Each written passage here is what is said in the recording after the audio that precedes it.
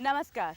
आप सबने भी ये महसूस किया होगा कि इतनी सुबह के बावजूद हवा में उतनी ठंडक नहीं है जितनी कुछ दिन पहले थी। और अब तो जनाब मेरे जैसे लोगों को भी कोई बहाना नहीं मिलेगा कि ठंड के कारण हम सुबह घूमने नहीं जा सकते। आज सभी डॉक्टर्स और विशेषज्ञ एक बात पर तो एक मत हैं कि व्यायाम से और सुबह घूमने से जो फ़ायदा होता है उसका कोई मुकाबला नहीं है। सुबह के व्यायाम से आप स्वस्थ तो रहते ही हैं, सारा दिन चुस्त भी रहते हैं। लेकिन बीमारी पर किसी का बस नहीं चलता। कुछ बीमारियां ऐसी होती हैं जिनका इलाज आसानी से हो जाता है, लेकिन कुछ बीमारियों के लिए किसी खास तरह के इलाज की ज़रूरत होती है। ऐसी ही एक बीमारी है जिसका संबंध थायराइड ग्लैंड से है। इसके इलाज के लिए न्यूक्लियर मेडिसिन जैसी आधुनिक विधियों का इस्तेमाल करना पड़ता है, उनकी ज़रूरत पड़ती है। ये न्यूक्लियर मेडिसिन्स क्या हैं और ये किस तरह के रोगों में कारगर होती हैं, आइए जानते हैं न्यूक्लियर मेडिसिन्स के विशेषज्ञ डॉक्टर अतुल मारवाह से।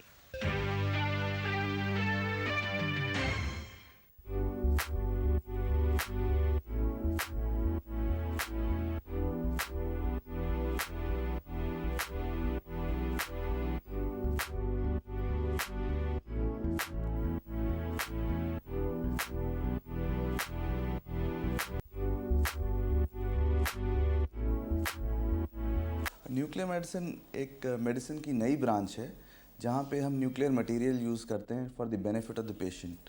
It is a very safe technique and here we assess the functions of the body. जैसे कि आपने देखा होगा कि अवेलेबल एमआरआई, सीटी, अल्ट्रासाउंड ये सब चीज़ें आपको स्ट्रक्चर के बारे में बताती हैं, पर न्यूक्लियर मेडिसिन एक ही जांच है जो आपको फंक्शन के बारे में बताती है. अब फंक्शन की ये सिग्निफिकेंस है कि फंक्शन पहले ख़राब होता है, उसके बाद स्ट्रक्चर ख़राब होता है. तो अगर हम फंक्शन पहले डिटेक्ट कर लें गड़बड़ हो रहा है तो we will be able to tackle the disease in much better way.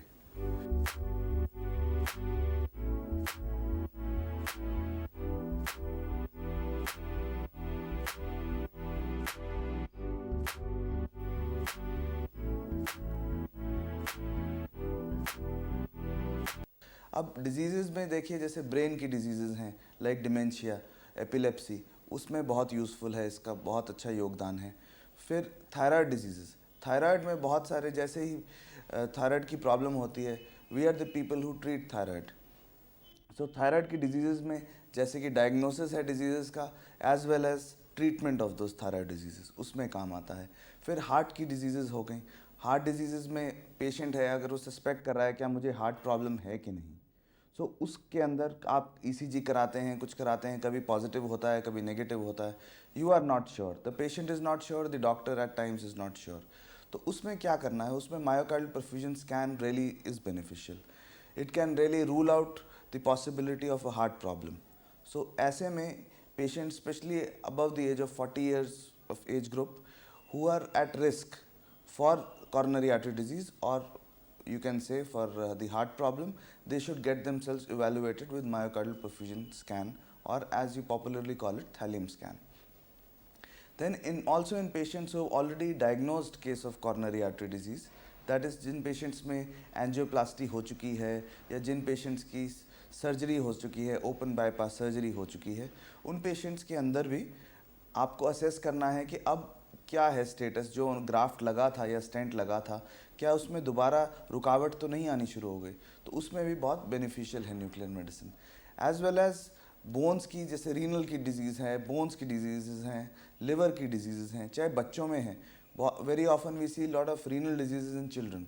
Now nuclear medicine is again the preferred modality of diagnosis in children, and even in bones, where we are looking at women who have osteoporosis के कारण insufficiency fractures हो सकते हैं.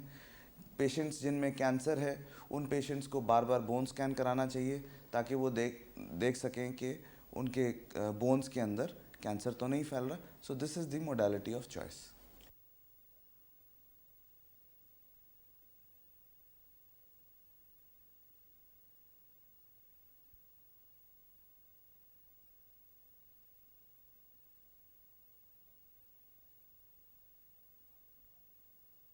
आम जनता में जिनमें heart attack की संभावना है, फैमिली में हार्ट प्रॉब्लम है, उनके लिए बेनिफिशियल रहता है कि डिटेक्ट कर सकें पहले ही, यंगर एज में ही, at the age of 30-40 detect कर लें कि कोई इस तरह की प्रॉब्लम तो नहीं आने जा रही।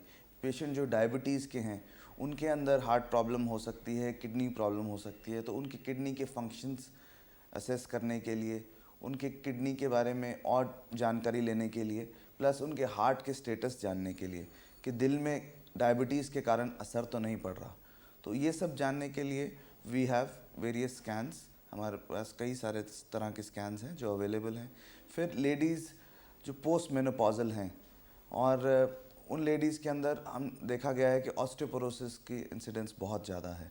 तो ऑस्टियोपोरोसिस के कारण हड्डियाँ कमज़ोर हो जाती हैं और उनमें इनसफिशिएंसी फ्रैक्चर्स हो जाते हैं।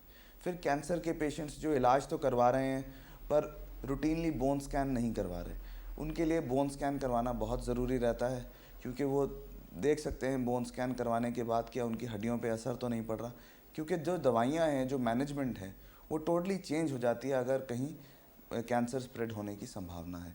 तो कॉमन मैन की लाइफ से तो बहुत ज़्यादा ही जुड़ी हुई है न्यूक्लियर मेडिसिन, क्योंकि जो भी डिजीज़ प्रोसेस होगा उसमें कहीं ना कहीं न्यूक्लियर मेडिसिन का रोल ज़रूर आएगा और उनके डॉक्टर्स उन्हें एडवाइस करेंगे वो टेस्ट कराने के लिए।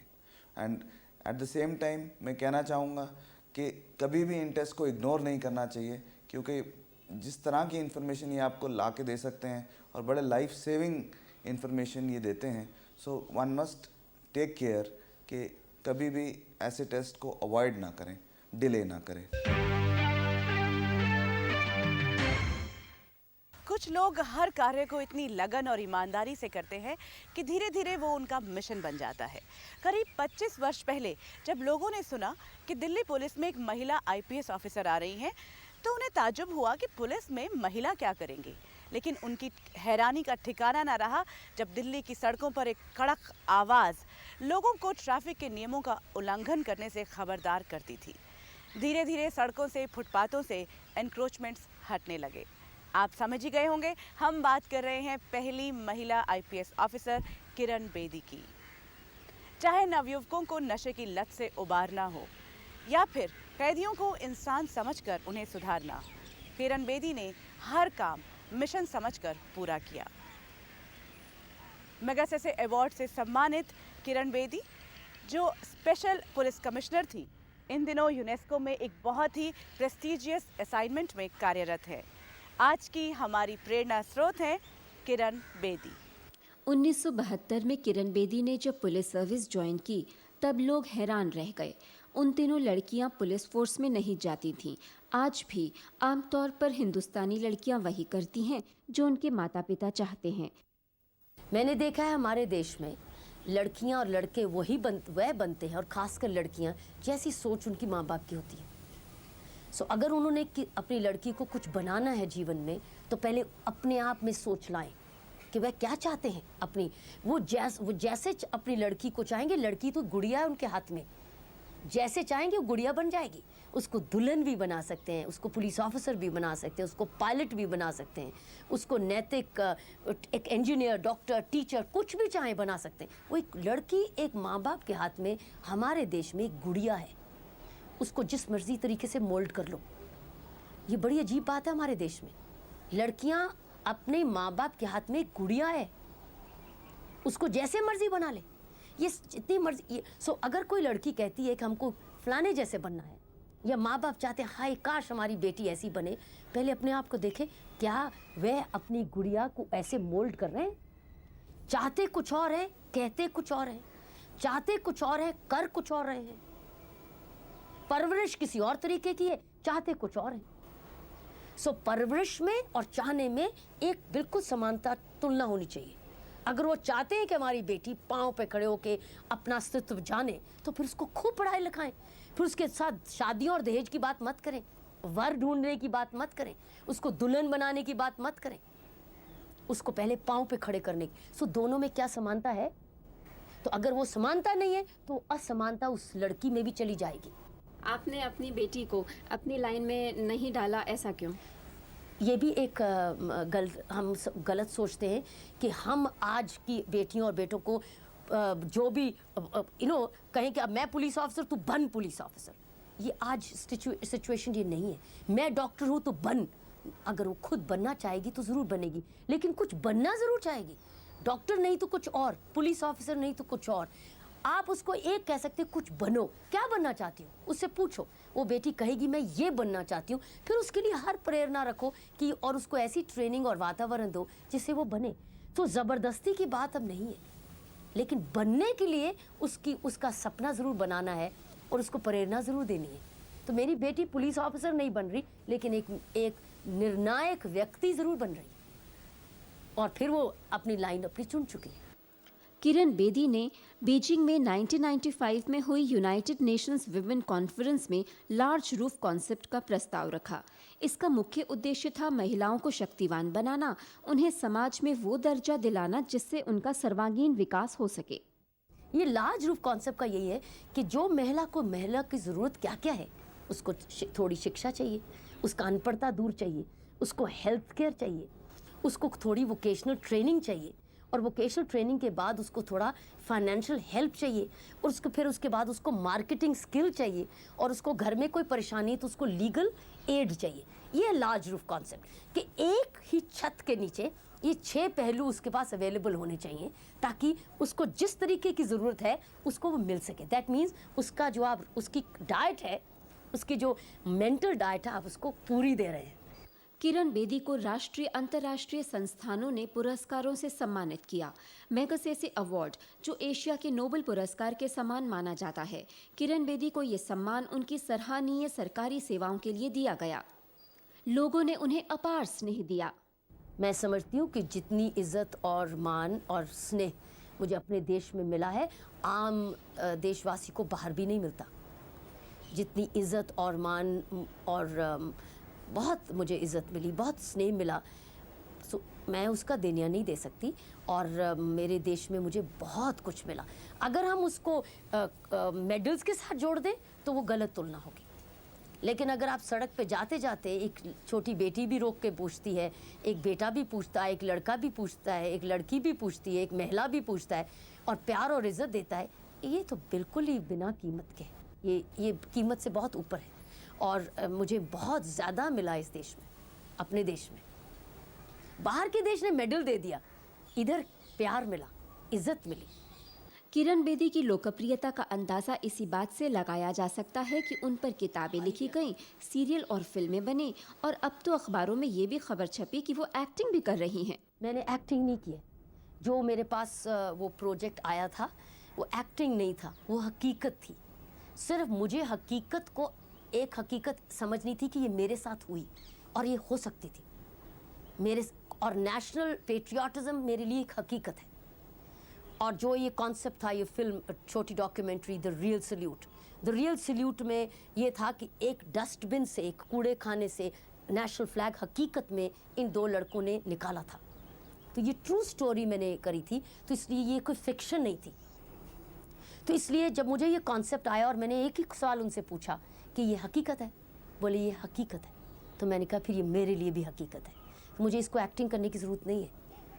मैं इसको, जो आपने देखा, मैं इसको री इनैक्ट करूँगी। तो मैंने एक्ट नहीं किया, उसको री इनैक्ट किया। तो वो फ्लैग जब मेरे हाथ में आया तो मेरे साथ वही मन में बीता जैसे कि वाकई में ये पहला हाथ से मेरे साथ हुआ कि मैंने अपना राष्ट्रीय फ्लैग एक डस्टबिन से उठाया और उसको स्टिच किया और लहराया। और मेरे साथ वही हकीकत है कि हर टाइम जब मैं राष्ट्रीय फ्लैग लहराती हूँ तो मेरा रोम रोम खड़ा हो जाता है। इतने साल हो गए, लेकिन वो भावना भी नहीं गई। किरण बेदी हमेशा अखबारों की सुर्खियों में रहीं, विवादित भी रहीं। जिस भी विभाग में काम किया, वहाँ कुछ नया करने का प्रयास किया। किरण समाज के हर पहलू में सुधार देखना चाहती हैं, जिसके लिए वो खुद भी बहुत मेहनत करती हैं। मैं तो यही कहूँगी कि मेरे लिए हर दिन एक नया दिन है, एक नया कर्तव्य का दिन, एक नई सोच के लिए दिन, और कल का ऑडिट का दिन कि कल मैंने जो किया उसको आज बेटर कैसे कर सकती हूँ, या कल जो अच्छा किया था उसको कायम कैसे रख सकती हूँ। तो ये मेरा वे ऑफ थिंकिंग है। अब उस वे ऑफ थिंकिंग में अगर नई चीज़ कोई बनती है, तो नई चीज़ अगर वो वाकई यूनिक है तो नेचुरली वो हेडलाइन बनाएगी। किरण एक वरिष्ठ पुलिस अधिकारी हैं, जहां वो अपना पूरा समय देती हैं, फिर भी सामाजिक कार्यों के लिए वो समय निकाल ही लेती हैं। हमने उनसे यही जानना चाहा कि आखिर वुमन ऑफ सब्सटेंस किसे कहेंगे। वुमन ऑफ सब्सटेंस वो है जो किसी पर निर्भर नहीं है अपने निर्णयों के लिए। अगर सही निर्णय लेती है तो उसकी सेलिब्रेशन करती है, और अगर बुरा निर्णय लेती है तो उसकी जिम्मेवारी खुद लेती है और उसको सुधारने की कोशिश करती है। मेरे लिए ये एक सक्षम इंसान है, चाहे वो पुरुष हो चाहे महिला। और जो पुरुष या महिला अपने निर्णय की खुद जिम्मेदारी नहीं ले सकते, वे सक्षम इंसान नहीं है। चाहे वो, और दोनों की जरूरत एक जैसी है, चाहे वो महिला हो या पुरुष। स्कूल छूट गया तो क्या, पढ़ाई नहीं छूटेगी। अगर आप चाहें तो बिना स्कूल जाए भी राष्ट्रीय मुक्त विद्यालय के जरिए आगे पढ़ाई पूरी कर सकते हैं।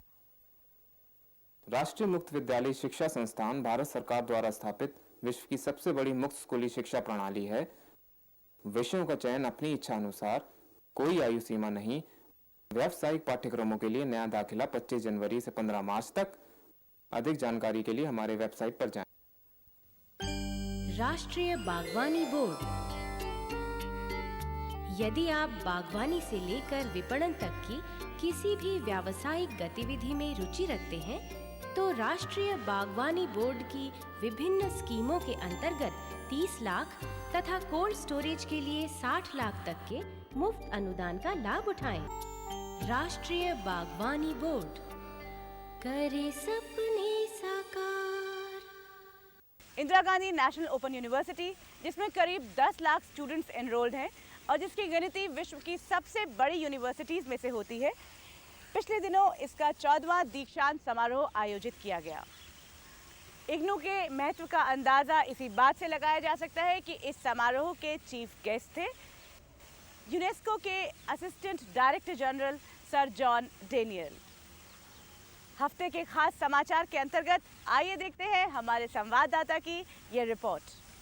इंदिरा गांधी राष्ट्रीय मुक्त विश्वविद्यालय का 14वां दीक्षांत समारोह 22 फरवरी को आयोजित किया गया। मुख्य समारोह से पहले सुबह इग्नू प्रांगण में विश्वविद्यालय के कुलपति प्रोफेसर HP दीक्षित ने संचार वाटिका का उद्घाटन किया।